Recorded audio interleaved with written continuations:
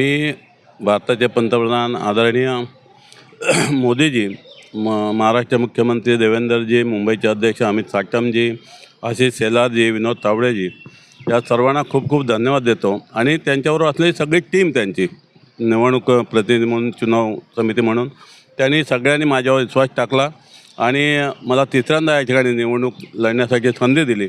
मी त्यांचे मनपूर्वक आभार व्यक्त करतो, त्यांना धन्यवाद देतो आणि त्यांना एक विश्वास देतो की 2 वेळची निवडणूक मी लढलो, जिंकलो, काही मार्जिन जिंकलो, पण यावेळी मात्र मताधिक्याने, चांगल्या मताधिक्याने आपण ही निवडणूक जिंकू माझ्या सगळ्या सहकाऱ्यांच्या सहकार्यातून, अशी मला अपेक्षा आहे। आणि मार्जिनने जिंकू हे तर नक्की आहे।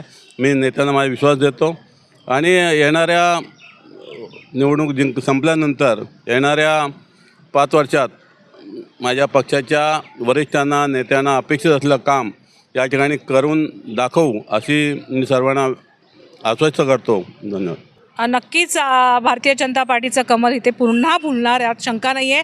महायुतीचे कार्यकर्ते जोशाने कामाला आजपासूनच लागलेले आहेत। तुम्ही बघता इतका उत्साह कार्यकर्त्यांमध्ये आणि जनतेमध्ये आहे। नक्कीच आमचा विजय हा आहेच।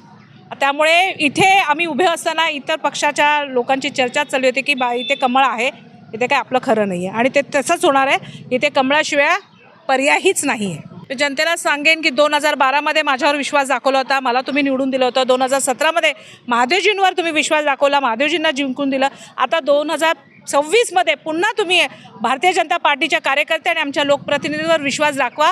तुमच्या विश्वासाला आम्ही खरे उतरू।